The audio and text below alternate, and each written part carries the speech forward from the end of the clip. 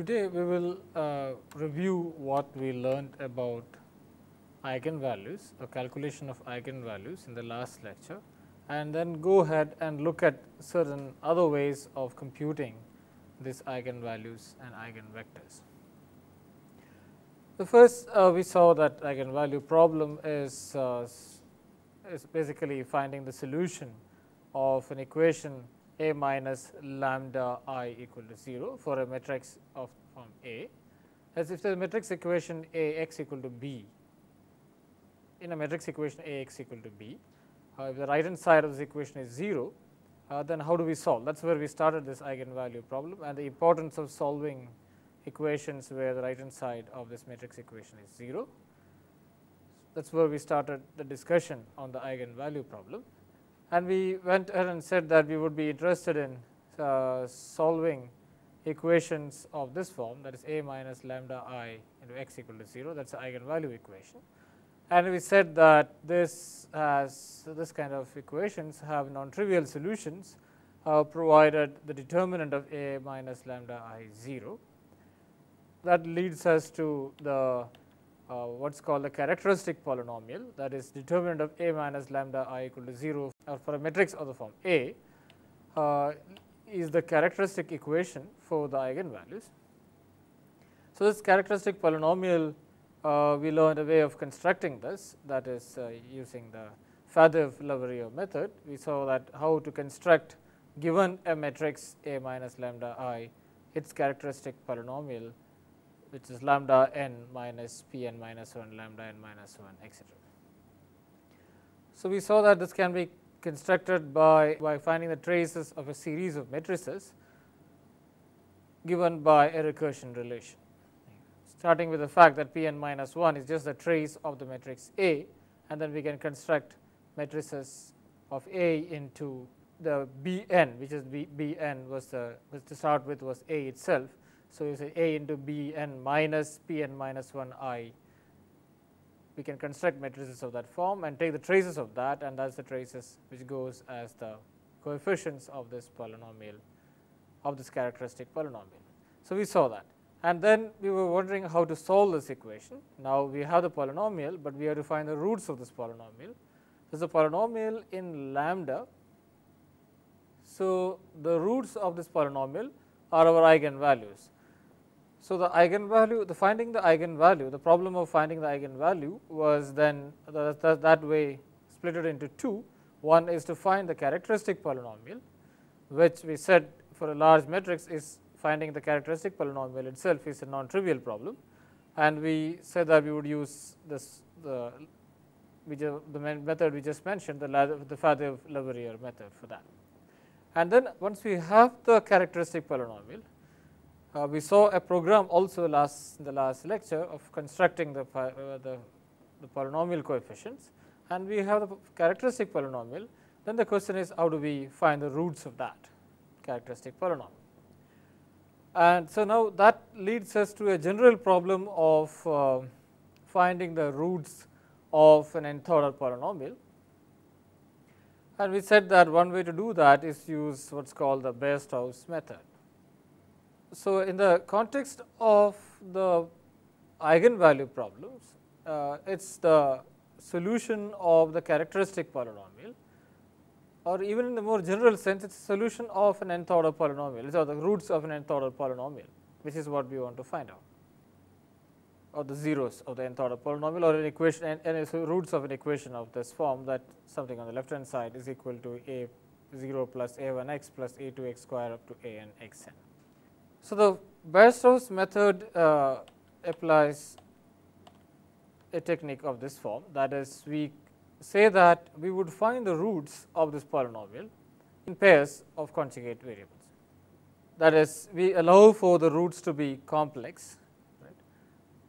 This nth order polynomial could have complex roots, then we would get them in pairs, such that we have the roots as complex conjugates. And that is general enough if the coefficients of this polynomial is real, then that is general enough, or that is, we do not lose anything by making this particular, taking this particular approach. So, if you want to find the roots of this polynomial, nth order polynomial in pairs, that is, we want to allow for complex roots, and then the complex roots come in conjugate pairs, and then the best method is to, and that is what Bairstow said, is to divide this polynomial by a quadratic polynomial, or to factorize this polynomial as factorize this polynomial as a product of a quadratic polynomial multiplied by an n minus 2 order polynomial. Right. So, that is what we discussed in the last class. So, we said that f n, that is nth order polynomial, can now be written as x squared minus r x minus s into a polynomial of order n minus 2, which is now given by b n x n minus 2 plus b n minus 1 x n minus 3 up to b 2. So, then it has a, if you take an arbitrary value of r and s, then we will have a remainder to this, that is b 1 x minus r plus b 0. Now, the advantage of this method is that we can determine, given an r and s, we can determine this coefficients b 1, b n minus 1, b 2, b 1, b 0, etc. by a relation of this form. So, that gives us a great advantage that, so we have the polynomial whose nth order polynomial whose coefficients were given by a n's, and then we divided that by x squared minus r x plus s, and we got a coefficient, a polynomial of order n minus 2 or order n minus 2, whose coefficients are b n to b 2. Right. So, that is given here, and then we have a remainder which is b 0 and b 1, which is which is given by b 0 into b 1 into x minus r plus b 0. So, that is what. So, the idea we can, given the a n's, we can even determine the b's. So, the question is, how do we determine r and s? So, there we said, okay, we could do a kind of an iterative approach, that is, we could say that we start with an r and s, and we will compute what the remainder is, which will be given by b 1 x minus r plus b 0, and then we would adjust the r and s such that the remainder is 0. So, that is the idea.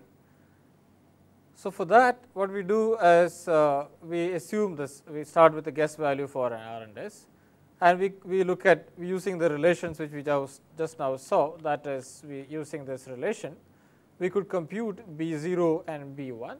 Right. So, b 1 would be a 1 plus r b 2 plus s b 3, and b 0 is a 0 plus r b 1 plus s b 2. And we could see whether the value of b 0 and b 1, whether they are 0 or not. If they are not 0, then we could say that, okay, I will expand this b 0 and b 1 around the value r and s which I just assumed. So, and I write b 1 at r plus delta r s plus delta s as b 1 plus del b 1 by del r into delta r plus del b 1 by del s into delta s, and similarly b 0 r plus delta r s plus delta s as b 0 plus del b 0 del r into delta r plus del b 0 by del s into delta s. I can write it like this, and then I would say that, okay, so the new value of b 1 r plus delta r s plus delta s at r plus delta r and s plus delta s, and b 0 at r plus delta r and s plus delta s should be 0.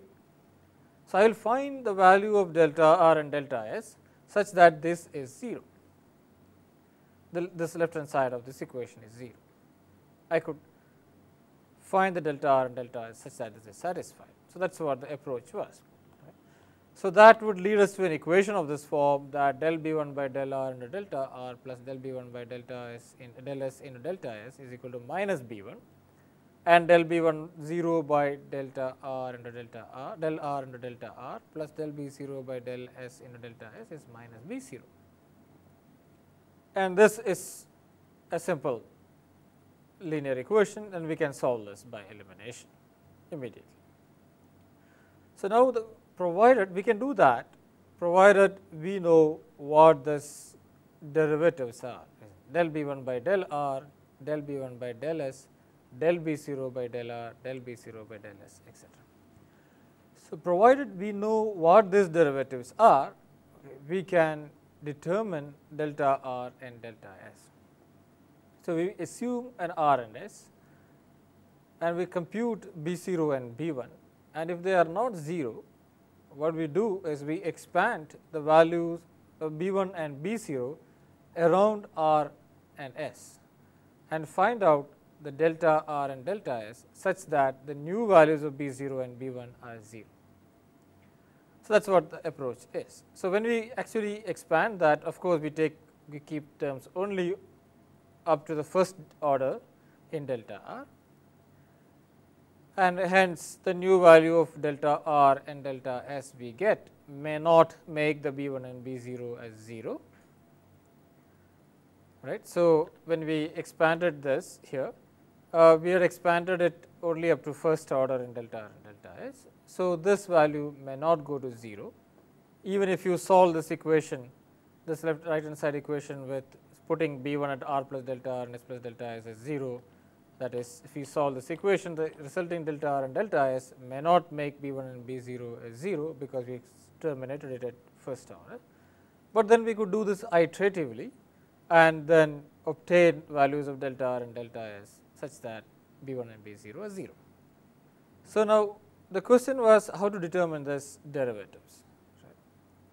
So, for that Bairstow showed that the way we constructed this b1, bn minus 1, all the bn, bi's from the a's, we could use a similar method to construct the derivatives of del b1 of the form del b1 by del r, del b1 by del s, etc. From the b1s. That is, he said that okay, we could write a recursion relation of this form, that is Cn is equal to Bn, Cn minus 1 equal to Bn minus 1 plus Rcn, etc. a form, and then we could take the derivatives of del b1 by del r and del b1 by del s from this equation. That was the idea. Okay. So, we would get these equations as, that is del b1 by del r and del b1 by del s as as C2 and so del b1 for example, del b1 by del r. So, b1 here would be b1 plus rc2, right. So, del b1 by del r will get as C2. Okay. So, we could substitute that here, okay. C2, C3, C1, C2, etc. That is del b1 by del r, del b1 by del s, del b0 by del r, del b0 by del s from this relation. So, we have the a's and then the b's, that is a's are the coefficients of the nth order polynomial and b's were the coefficients of the n minus 2 order polynomial, and then we construct the c's from the b, and that is just to get us the coefficient, that is the derivatives of del b1 by del r, del b1 by del s, etc. So, once we have that, we can solve this equation and obtain the delta r and delta s to our satisfaction. That is satisfaction in the sense we put a tolerance for the value and then get the b1 and values, and then we get the delta r and delta s such that b1 and b0 are 0. So, that is the method. Okay. So, we just see an implementation of this method in this code here. So, we had a set of coefficients, it's a polynomial. Okay. Let me show you a polynomial which has a coefficients of this form. Okay. So, that is the coefficients of this polynomial, okay, we have. Okay. So, that is so let me just so we will see that this is the coefficient of the x nth term, sorry, this is the coefficients of the coefficient of the x to the power of 0 term, and this is the coefficient, the last one is the coefficient of the nth power term. So, this is actually the coefficient of x to the power of 5, okay, that is a 5, and then this is a coefficient A4, A3, A2, A1, A0. So, this we are solving a fifth order polynomial here. So, we are solving to start with a fifth order polynomial, okay, so whose coefficients are A5 1, okay, A4 minus 3.5, A3 2.75, A2 2.125 and A1 minus 3.875 and A0 1.85, or in short it will be x to the power 5 minus 3.5 times x to the power of 4, 2.75 times x to the power of 3, 2.125 to power x to the power of 2 minus 3.875 x and 1.25 plus 1.25 equal to 0. That is what we are trying to solve. So, that is a polynomial which we have. Okay. Now, we are trying to factorize this polynomial and get the roots. Okay, that is what we have. So, that is first this program. Okay, after I started, I defined all the appropriate variables here, all floating point, and then I opened this file which I just showed you, coefficient.data, coef.data, and then I read out all the coefficients using this fscanner function. I read out all the coefficients into this array A. So, once I have all these coefficients, okay, so then I know the order of my polynomial from this. So, n gives me the order of my polynomial. Okay, so n equal to 4 is means 0 to 4, that is 5.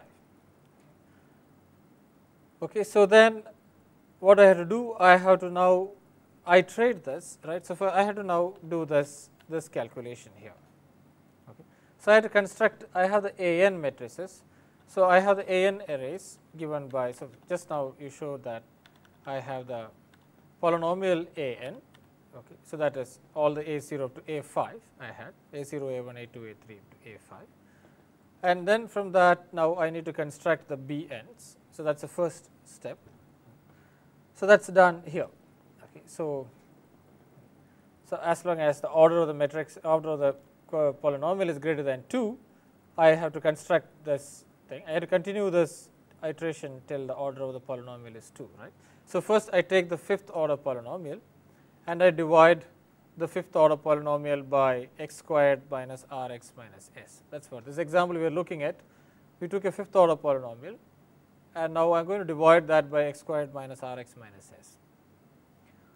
And then I have to construct now b phi to b 2, b phi, b 4, b 3 and b 2. I have to construct that, and that is what is done here. Okay. So, I put m equal to n here, and so m is the same as n here right now, that is greater than 2, and I have constructed, I use this relation, that is bn equal to an, bn minus 1 equal to an minus 1 plus r bn, and bi for I going from n minus 2 to 0 is given by ai plus r bi plus 1 s bi plus 2. So, that is here. Okay. So, that is what this whole thing is doing, right. That is the first bm equal to am and bm minus n equal to bm minus 1 plus r bn, okay. And then I go and construct all the polynomials here. Okay. So, I did that. Okay. So, j going from m minus 2 to greater than 0, and I come out here with this polynomial, okay, with all the b values. Okay. So, I have all the b values here. Okay. Now, once I have the b values, and then I now construct the c values, right. So, because now the next step is to find out the del b1 by del r and del b1 by del s, etc. Okay. So, that I do that by, so I know the del b1 by del r, del b1 by del s. To construct that I need the c relation, and then I can say del b1 by del r is c2 and del b1 by del s is c3, etc. Okay. So, from this relation. So, that is what I am going to do. So, that is, so for that the c's has to be constructed, and here is the c's constructed. So, once I have the c's here, okay, so this is exactly the same as p's, but now all the b's here are replaced by a and all the a here are replaced by b. That is what the c construction is. Right. and then I have the matrix, this 2 by 2 matrix, which is C2, C3, C1, C2. So, that matrix, and the right hand side is minus B1 minus B0, remember that, and that is what is constructed here. So, the 0 0 element is C2, the 0 1 element is C3, and the 1 0 element is C1, and the 1 1 element is C2. And then the right hand side is given by the D column vector here, and that is minus B1 and minus B0. So, I have all the matrices, and I just solve, I invert this, I solve this particular equation, that is C2 C3 matrix C2 C3 C1 C2 into delta R as delta S equal to minus B1 minus B0. That by inverting this matrix C2 C3 C1 C2 and multiplying it to B1 and B0. That is what is done here. We have seen this in the case of nonlinear function, fitting a nonlinear function to a set of data points, it is exactly the same. So, we have this relation here, and now we use that particular R and S, delta R and delta S value, which you obtain by actually multiplying the inverse of this D matrix into this D matrix, this little D matrix, that is our B1 B0, and I get a delta R and delta S, and I say R equal to R plus delta R and S equal to S plus delta R. So, I just shortcutted one step here, I just straight away write delta R as an expression here. And then what is the R and S value I am getting, and what is the B0 and B1, and that step is, I just print that out here. Okay, so, this print statement prints B0, B1, R and S. Okay, so, that is what this print statement will print out. Okay. So, it will actually print out the order of my polynomial, the R value. Okay, so, you can see that here in the print statement. It will print out the order of the matrix, order of the polynomial. In that step, the R value, so the order to begin with will be 5, right? Then R value, the S value, the B0, the B1. So, once we have got the B0 and B1, we go back here and check what the B0 and B1 values are. We want it to be 0. So, I given here a tolerance of 0.001. So, B0 and B1 are not 0, then it will go continue with the new value, it will continue the iteration further, right. So, it will continue the iteration till, so now the new C values will come, this actually does not change, it can be even outside this loop, this does not change, because the A's are not changed in this loop, okay, but the B's are changed. So, the new C's will come. Okay. So, and so we continue this iteration. Okay. This is a change because the R and S is changing. Okay. So, the B's will change because the R and S will change. The new R and S, with the new R and S value, we will calculate the B and the C, and we will continue the iteration till, and we obtain a new delta R and delta S, and we will continue that till B0 and B1 is 0. Okay, that's the first step. So, once we have done that, we have found the solution, we have found the R and S. Okay, then what we have to do? We have to now find the solution. So, now once we have found that, we have found one factor, right.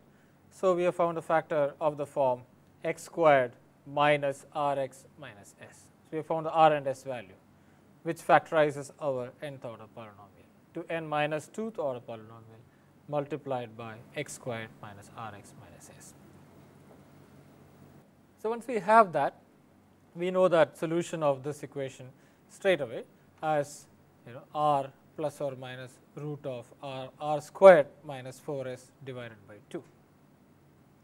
We know the root of this equation. So, that is what we use. So, we want to just find out R squared. So, this is minus here. So, it is R squared plus 4s, right. We have to find out the solution of, we have found R and S, that means we have found a factor of the polynomial, that is x squared minus Rx minus S equal to 0, and then the solution of that is x equal to R, right, plus or minus root of R squared plus 4s, because there is a minus sign here. So, plus 4s divided by 2.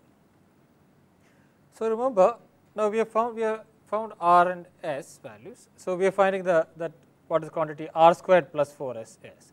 So, R squared plus 4s can be negative. okay, because we allow for complex roots. So, when you say x squared minus r x minus s equal to 0, the roots of that quadratic equation can even be a complex number. We allow for that, we complex conjugate. Okay, so, r we say r plus or minus root of r square plus 4s by 2. Right. So, r square plus 4s can be negative, that will give us a complex conjugate pair. So, we have to see that, since in a C program we cannot handle complex numbers that way. So, we have to first find out whether r squared plus 4s is negative or not. If it is positive, we could straight away take the root of that and write the solutions here. I have written the solutions here as r plus square root of x, where x is now, remember, is r squared plus 4s. Okay. So, r plus square root of x by 2 and r minus square root of x by 2 as my two solutions.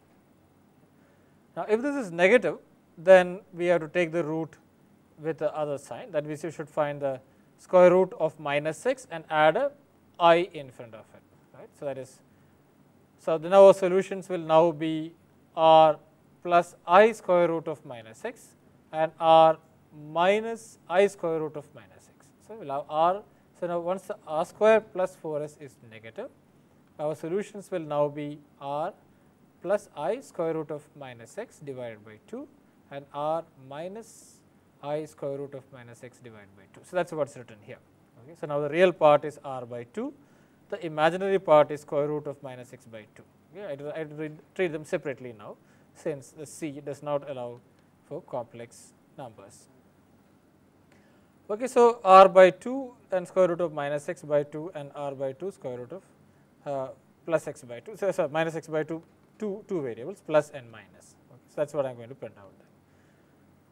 Okay. So, then once we have finished that, okay, so we will then come to, we will have what we are left with, that is the quotient polynomial. Right. We factorized it. Okay, we divided our nth order polynomial by x squared minus rx minus s, and now what is left with an n minus 2th order polynomial. Right. So, in this case, we had a 5th order polynomial, so we left with a 3rd order polynomial, that is a quotient polynomial. So, I print out here the coefficients of that quotient polynomial, okay, and that is will be printed out here, and that will be now, remember, aj is, so what goes as a0 of the quotient polynomial, right, would be the b2, correct. That is the way we have written our polynomial, remember. So, we have written our polynomial as this way, that is the quotient polynomial is given by this one, that is the x to the power of 0 order terms coefficient is b2. Okay. So, that is what I call a0, right, in the original polynomial. So, in the program I had to replace all the a values with now the new a values after for the quotient polynomial. So, that is a0 becomes b2, and similarly, we go all the way to a3 will now be b5. So, that is what is here. So, n is now was 5 in our case. So, 5 minus 2, that is the highest power now is x cube, and the coefficient of that would be b5. So, once we have all the b's, the correct b's constructed, we can get the quotient polynomial from this, and then we can go back. So, I constructed the quotient polynomial, and then I simply go back here, okay, and I continue the process. Okay. I now reduce my order by m as m minus 2, and then it will continue that, and then I will get a new polynomial, a cubic polynomial, and again I factorize that cubic polynomial as a quadratic into a linear. So, then we find that we know the solutions of the quadratic polynomial, and we can read out the solution from the linear polynomial. That is what we do here, and we can see that here, this implementation of this. Okay, I will show you. So, you see the coefficient data, and now we will see. So, okay, so when I run this program, so first, okay, one more step which I forgot to tell you, that we have to give some initial guesses of the r and s. Okay, so that is given here. Okay, so once we have read out all the a coefficients, we have to give an initial guess for r and s. Okay, so we have an initial guess for r and s, and with that initial guess, we will go ahead and solve for the correct quadratic polynomial, that is the correct r and s value, and then we have an n minus 2th order polynomial left, and we want to factorize that. For that, we will use the newly obtained R and S as an initial guess and continue. So, we have to give only one guess. Okay, we could have a 10th order polynomial, but we have to just give one guess value for R and S, and then we will continue use that for the next lower order polynomials. That is what we are doing here. So, we had one guess for R and S to be given here, R and S, and so that's so when you start the program, it will wait for this input. Okay, and once in the next round, after it finishes here finding the R and S values and prints out the solutions, and then when it actually goes back here, right. So when it goes back in this point equal to m minus 2, and then it goes back. Okay, so when it does that, sorry, when it goes back from here, okay, it now does not ask you for a new R and S value. Okay, the R and S value is outside this loop, but it takes whatever the R and S values obtained for the previous factorization as the guess for the next one. So that's what is here. So we start with some guess value, let's say -1 and -1. I give one -1 and -1. So then it will. So now it's printing out the order of the polynomial, which is 5. I have given -s as -1 as the starting value for R and S, but it has computed the new R and new S, which is -644 and S is 0.138. But the B zeros are far from being 0, right. So B0 is 11 and B1 is -10. Okay, so obviously my guess was pretty bad. Okay, so it goes back and then computes with the new R and S as the guess. Again delta R and delta S, it computed new R and S. So that turns out to be -0.5 and 0.4, and the B0 is reduced to 2.1 and B1 as -1.80. It is again still far from 0, so it continues the iteration, okay, and then finally comes to B1 0 and B0 0. Okay. So it converges pretty fast, and then it has gone to R as -0.5 and S as +0.5. So that is the R and S value for this. So we have one factor, that is x squared plus half x minus half as one factor, right. That is R is -half, S is +half, and the corresponding solutions are x equal to half and x equal to -1, right. X squared plus half x minus half equal to 0, or 2x squared minus x plus 1 equal to 0. So x equal to half and x equal to -1 are solutions. So then we have now left with an m equal to 3 polynomial, right. That is what we are left with.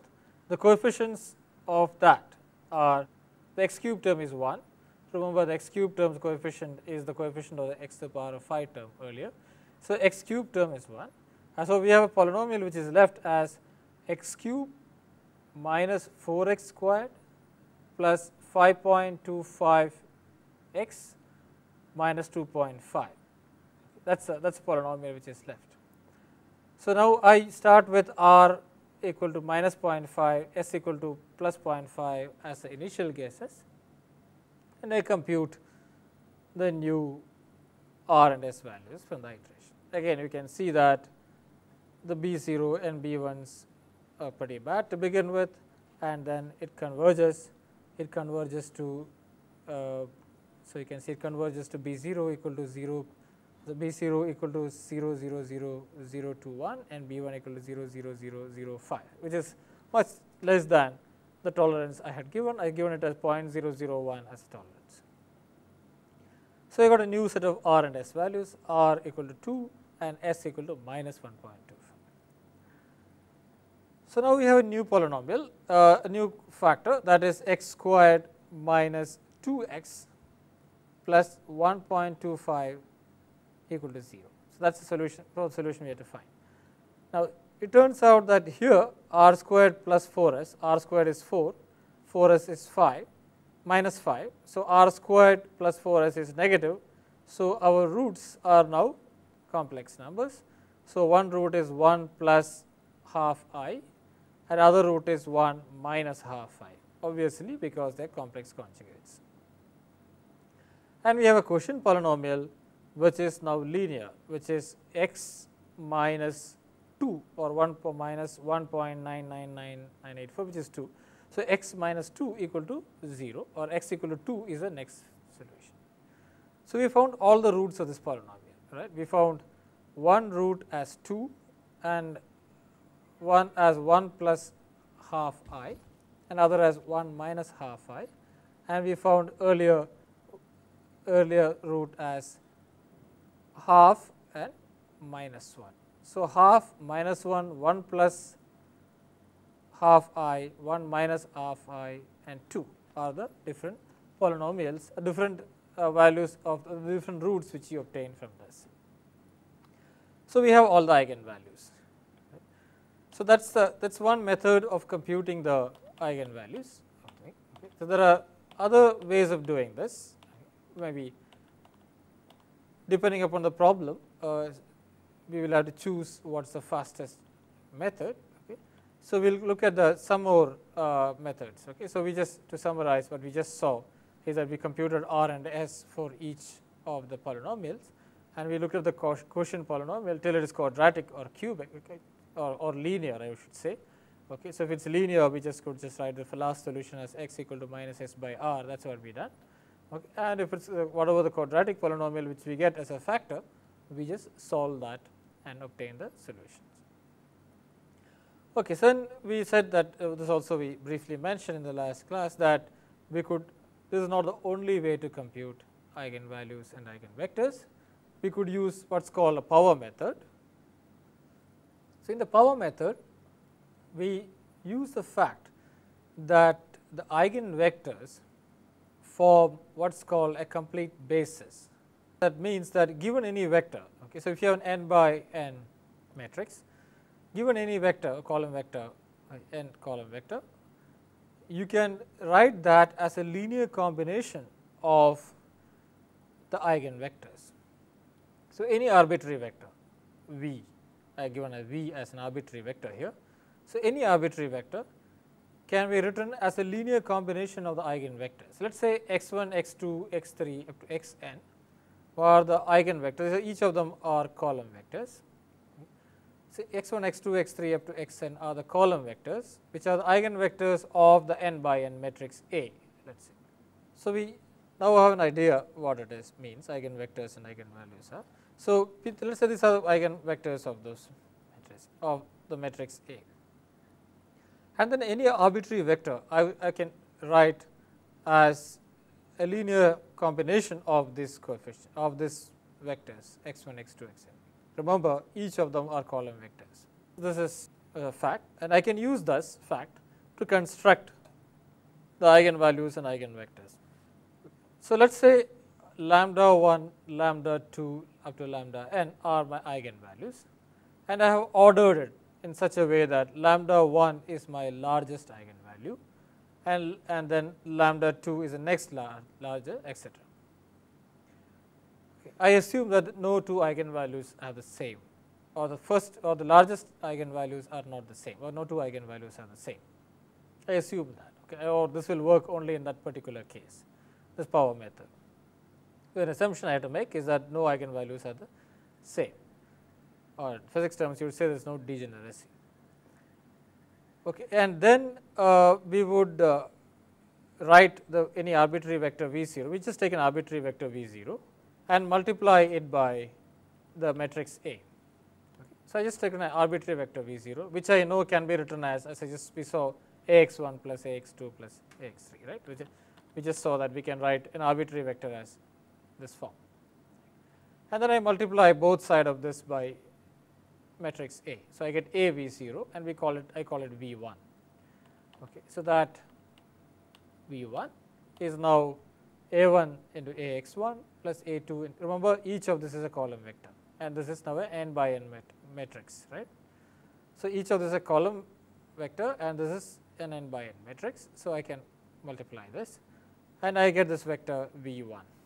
Then I know ax1 by the eigenvalue equation that ax1 is lambda x1, lambda 1 x1, and ax2 is lambda 2 x2, right. So, I can write this equation as a1 lambda 1 x1, a2 lambda 2 x2, and an lambda n xn. And then I take this and again multiply it by a.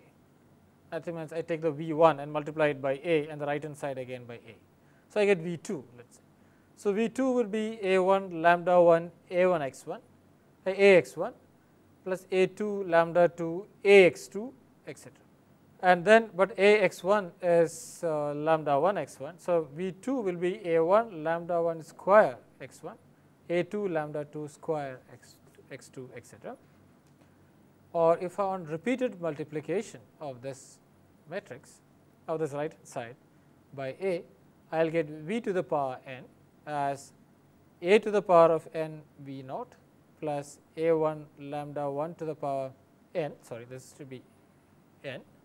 So, if I multiply this by m times, sorry, if I multiply it by m times, and then I get it as a m, so v m as a to the power m v 0 as a1 lambda 1 to the power m x1 plus a2 lambda 2 to the power m x2 x. Okay, so I multiply it by m times. And then if lambda 1 m, if lambda 1 is the largest eigenvalue in this, right, then I could take, if I take lambda 1 m out of this equation, right, I will have a1 x1 plus a2 lambda 2 by lambda 1 to the power m x2 plus a3 lambda 3 by lambda 1 to the power m etc. up to a n lambda n by lambda 1 to the power m etc. But we said lambda 1 is the largest eigenvalue, and in that case lambda 2 by lambda 1 is a number which is smaller than 1, and lambda 2 by lambda 1 to the power m is almost 0. Right. Any number which is less than 1 plus the power m, which is a large integer, is 0 almost. Right. So, for example, if the ratio between lambda 1 and lambda 2 by lambda 1 is 0.1, by the time we have multiplied this by a matrix of 4 times, it is 0.1 to the power 4, which is already a very small number. So, what is in principle, in short, what we find is that you take an arbitrary matrix V and keep multiplying it by this matrix A, and then what we end up with is that since this term will dominate everything else is negligible, we get that the result of multiplying an arbitrary vector V naught, a column vector V naught, by the matrix A m times, m being a large enough integer, is that you get on the right hand side a1 times lambda 1 to the power m x1, and everything else is 0. Okay, so, from this we can read off what the eigenvalue is and what the eigenvector is. Okay. So, if you take an arbitrary vector, multiply it by a matrix A m times, and if you normalize what you got the right hand side, that what you get is the eigenvector corresponding to the largest eigenvalue, and the factor which multiplies it is the largest eigenvalue. And we will see a implementation of this. Okay. So, this is in short I am trying to say that if I multiply it by m times, I just simply get on the right hand side the eigenvector corresponding to the largest eigenvalue. Okay. So, here is a small example of that. Okay. So, we will see this, that is, I have a matrix A and I want to find the eigenvalues and eigenvectors of this. So, we will first determine the highest eigenvalue or the eigenvector corresponding to the largest eigenvalue and the largest eigenvalue, and then we will see how to generalize this to get all the eigenvalues. So, first we just determine the largest eigenvalue. So, here is a matrix, look at this matrix, and then we want to find out now, how to, so we start with some arbitrary matrix, arbitrary vector. Okay. So, it is a 3 by 3 matrix. So, arbitrary vector, I took 1 1 1 for simplicity.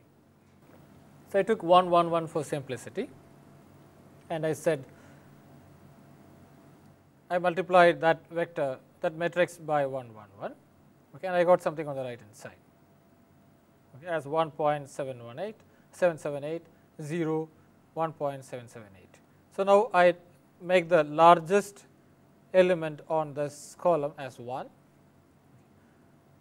And so now I have what I have got was I took the matrix A, multiplied by 1 1 1, and I got some number multiplied by 1 0 1. Okay, that is my first iteration. Now what do? I multiply again this one, right. So I multiply my vector, my matrix, I take this vector 1 0 1 and I multiply by A again. Okay, that is what I want to do. So that is the next step. Okay, I multiply the matrix by 1 1 1. Okay, I got 1 0 1. Okay, and then I multiply 1 0 1 by the matrix again. The next step, right, iteration number 2, I multiply it by 1 0 1 and I get something new, that is 3.556 minus 3.556 3.556. That is, I make the largest element on this column vector as 1. So I take 3.556 out and I got 1 minus 1 minus 1. Now I multiply the matrix by 1 minus 1 1, right. So I can each step I can compute a kind of percentage error, right. So the previous number I got here, the eigenvalue, was 1.778 and now I got 3.558, so the error is about 50%.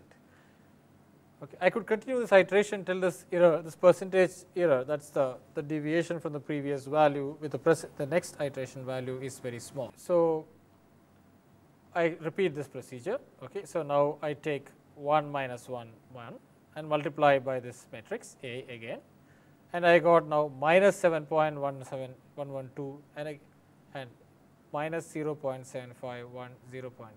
So I guess you follow what I am doing.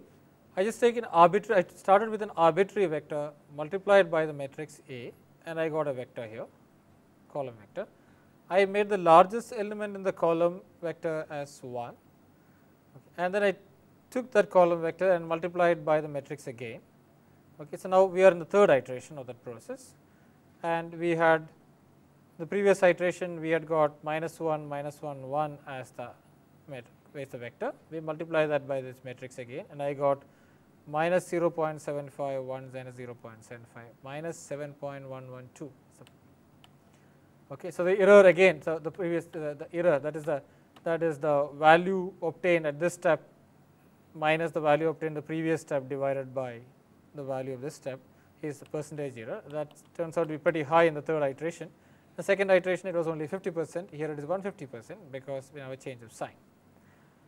So that as long as this is large, this is not, we are not obtained our goal, okay, but this need not decrease monotonically, that is what we just saw. And the fourth iteration we took that minus 0.751 minus 0.75 we got from the previous step and then multiplied by the matrix A, and we got minus 6.223 0.7141 minus 0.714. Now you can see that we are reaching somewhere, okay, we are reaching to values close enough. We started with minus 0.751 minus 0.75, we ended up with 0.714, 0.714 and 1. If this is truly an eigenvector, you know what we get, right. If it is truly an eigenvector, this product should give you exactly the same here with the number here, right. So the number here would be the eigenvalue, Ax equal to lambda x. That is our idea in this iteration scheme. And the reason this works is because the largest eigenvalue dominates. That is what we just saw, right. So okay, so the fifth iteration, the 714 has gone to 708, so we are almost converging. So we are converging somewhere close to 0.7. Okay, so that's the, so it's converging onto that, and eigenvalue is converging onto something like 0.06 minus 6.07. So this method, this is the way we could construct the eigenvector and the eigenvalue corresponding to the largest eigenvalue. So this is the power method, this is the demonstration of the power method. You take an arbitrary vector and keep multiplying that by the matrix A. So in each step you normalize your vector to make the largest element in the vector as 1, and then take that vector and multiply it by the matrix again. Okay, you drop this, and then when we reach the final answer, when we actually have the correct eigenvalue vector, and the matrix multiplied by that eigenvector should give us the eigenvalue times the eigenvector, the vector itself. That is the idea. So, now you could ask the question that can we generalize this? Yes, we can generalize this. Okay, so, we can generalize this to obtain even the even other eigenvalues. Okay, so, that is the, for example, we can very easily see how to get the smallest eigenvalue. Okay. So, now as I said that lambda 1, lambda 2, lambda n was the eigenvalues of the matrix A. Okay. And now, if lambda 1, lambda 2, lambda n are the eigenvalues of the matrix A, then we know that lambda 1 inverse, lambda 2 inverse, lambda n inverse are the eigenvalues of the matrix A inverse. So, let us say if lambda 1 or lambda 1 happens to be the smallest eigenvalue of the matrix A, then lambda 1 inverse would be the highest eigenvalue of the matrix A inverse. And so, we could just simply find the largest eigenvalue of A inverse, that will give us the smallest eigenvalue of the inverse of that would give you the smallest eigenvalue of the matrix A. And we know the eigenvectors do not change, right. The eigenvectors of the matrix A are also the eigenvectors of the matrix A inverse. So, immediately we can see that we are using the power method, we can determine, provided we can compute A inverse, which also we have learned how to do. So, provided we can compute the matrix A inverse, I can compute the eigenvalues, the largest eigenvalue and the eigenvector corresponding to the largest eigenvalue, and the smallest eigenvalue and the eigenvector corresponding to the smallest eigenvalue.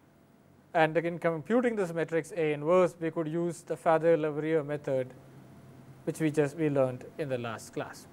So, now once this method we have this idea, then we can generalize this to get all the eigenvalues, because now what we could do is we could construct this method this matrix A minus Pi, where P is, and then new matrix B A minus Pi inverse, and construct the eigenvalue, the largest eigenvalue of this matrix B. Now, let us see what does this mean. So, let us write down this equation, and A minus Pi. So, A is our original matrix, and we subtract some number times identity matrix from that, and we write down a matrix, an equation here. So, xi is a column vector. So, we have Axi minus Pxi, right, but Axi is lambda Ixi and Pxi is Pxi, of course, and then P is now just a diagonal matrix. So, this will be just simply lambda minus Pxi. So, the Pi is a diagonal matrix. So, this would just simply give us Pxi here, the P is a number. So, lambda I minus Pxi. Okay. So, we know if I construct the eigenvalues of B now, that will be lambda I minus P inverse will be the eigenvalue of that, right. So, if I can have an idea about what the eigenvalues are, and then I can take a number P which is close to one of those eigenvalues and construct this new matrix B, which is A minus Pi inverse, and then the largest eigenvalue of this matrix would be something close, something where the largest eigenvalue of this B matrix would be lambda I minus P inverse, where lambda I is now the eigenvalue of the A matrix. Okay. So, the only disadvantage is that we need to have an idea about where the eigenvalues are, okay. But there again there are some ways of guessing what the eigenvalues are. Okay. So, we could, for example, just use a theorem that if you just take the diagonal elements. Okay. So, we could just this theorem that the eigenvalues lie in circles whose centers are the diagonal elements. So, if for example, here it will be the eigenvalues of this matrix would be around 4, around 1, around minus 6, okay. And their magnitude, that it will be around this value. Now, how far from 4 it will be, okay. How far from 4 is eigenvalues will be, and that distance will be given by the sum of the magnitudes of other elements in the row I. That is, this will be 4 plus or minus 2, and this will be 1 plus or minus 2, and this will be the third eigenvalue will be minus 6 plus or minus 2. So, I can use that. So, I get a P, I can choose P as 4, 1 and minus 6, and construct the new matrix as A minus 4i inverse and look at the largest eigenvalue of that. So, that will give me the eigenvalue and eigenvector which is close to 4. Right. So, in this way I can construct all the eigenvalues and all the eigenvectors. So, that is the advantage of power method. We will get both the eigenvalues and the eigenvectors by simply by constructing by finding the product of a matrix with an arbitrary vector. So, that is the summary of our discussion on eigenvalues and eigenvectors, and next we will go into again solutions of nonlinear equations. That is, we will continue from a discussion which we had on the polynomial, the roots of the polynomial. We will go and look at the solutions of other nonlinear equations, and that is what we will be discussing in the next class.